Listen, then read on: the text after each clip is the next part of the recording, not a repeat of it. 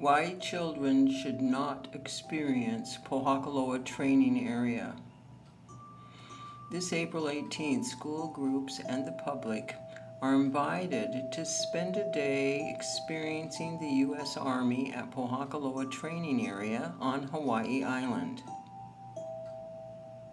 The following video will explain why it is not a good idea for our children to be near this live-fire training range. Radiation is blowing on the wind. We monitored 20,000 minutes in Kona, and we know what the Geiger counter readings look like.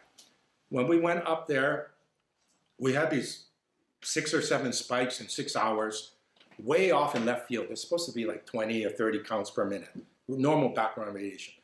All of a sudden, there's 6 or 7 kind of high end. We didn't know what to do with them.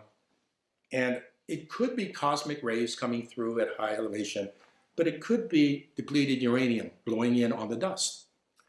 Depleted uranium oxide, contaminated artillery range.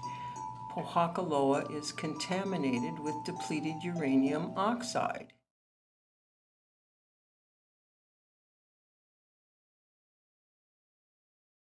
Uranium.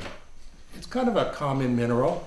It's naturally radioactive, and that's the one you see people go mining for it, and you try to detect it by Geiger counter. But when we take uranium that's been mined, you need to enrich it or deplete it. You centrifuge it, and the centrifuge was split off according to the weight. Hot stuff, it's so hot that it self-propagates, and it kind of makes a chain reaction, and you got your nuclear reactor. Now the nuclear reactor, it doesn't turn into a bomb because you can control the chain reaction. So that's the hot stuff. The other stuff called depleted uranium, it's still radioactive, but not that hot, not great to make a nuclear reactor. It's a different kind of radiation. But as far as what they call ionizing radiation, that means radiation that can change the molecule, change the atom, and it can make that atom very, very reactive. That's called ionizing radiation. The ones we deal with from our radioactive particles are alpha, beta, and gamma. The bulk of the radiation from uranium or depleted uranium or enriched uranium is alpha. So if I took a chunk of uranium, or depleted or not, in front of you, it will not get past your skin. Your skin will block it. Skin, actually, if you look very carefully, I'm a physician, is dead material. It doesn't have nuclei. You're afraid that this thing will hit the nuclei, your DNA, and cause mutations. Mutations are bad. They're either going to give you cancer or they're going to give you birth defects if it hits your germ cells. But thank God for the skin. The skin is dead tissue, and underneath it is live, but that first layer of dead tissue, it blocks the alpha. So you're not afraid of uranium chunks, are you? The air will block the radiation, your skin will block the radiation. So what's the problem? The problem is when you breathe the dust. The dust gets into your lung, and when it's small, 5 microns, that's a certain size of dust, it really gets into your lung tissue, and there's nothing to block it from the nuclei of your lung tissue in the lung tree. The job is to exchange oxygen through the blood. There's nothing to block the air, but in the lower airway, you cannot have anything to protect the lung tissue from exchanging. So the lung is one area that there's no protection against radiation. So the depleted uranium, when it's in fine dust form, then it goes into your lung. Then you have problems. That's the physics of it. It's real clear. The data is obviously there. When you blow up depleted uranium, it causes a fine dust that can travel thousands of miles in maybe a couple of weeks because the dust is so fine it suspends. It is true, some of the stuff you blow up bumps along because it's not that fine, and some remain big chunks. But when you blow up depleted uranium, 50% goes up as fine dust for us to breathe. Mercury is heavier than air. When I spill mercury on the ground, we're worried about the mercury vapors if mercury is heavier than air, why are you worried about the vapors? Because heavy stuff in small particles certainly can travel on the air for great distances. Okay, now time for chemistry. Depleted uranium versus depleted uranium oxide. That's all the difference in chemistry in the world. Oxide is simply you add oxygen to the depleted uranium.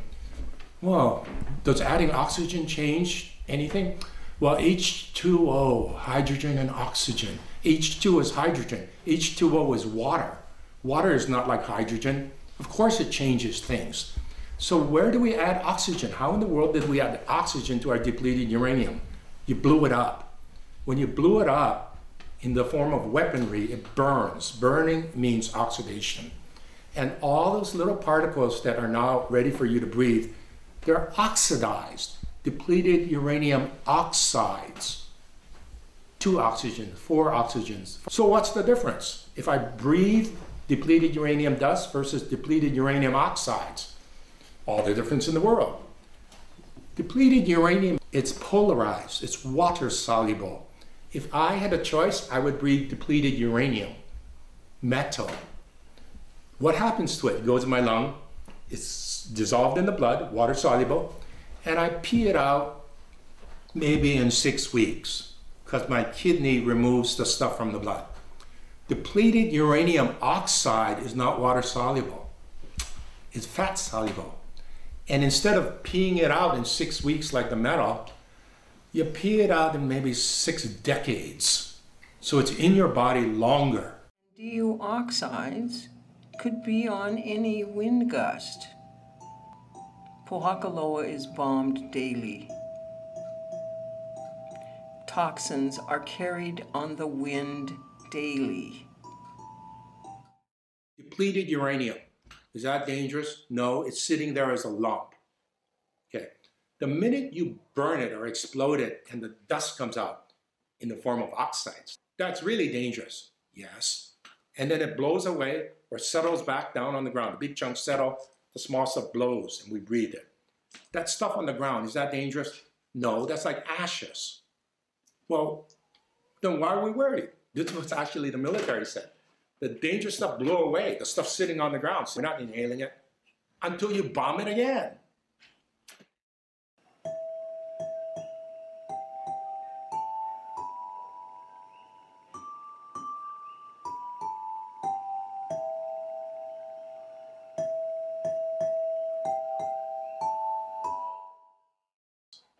And all we're asking is to be a reasonable, go ahead, let's do a survey. Let's not depend on existing or non-existing records of what was brought in.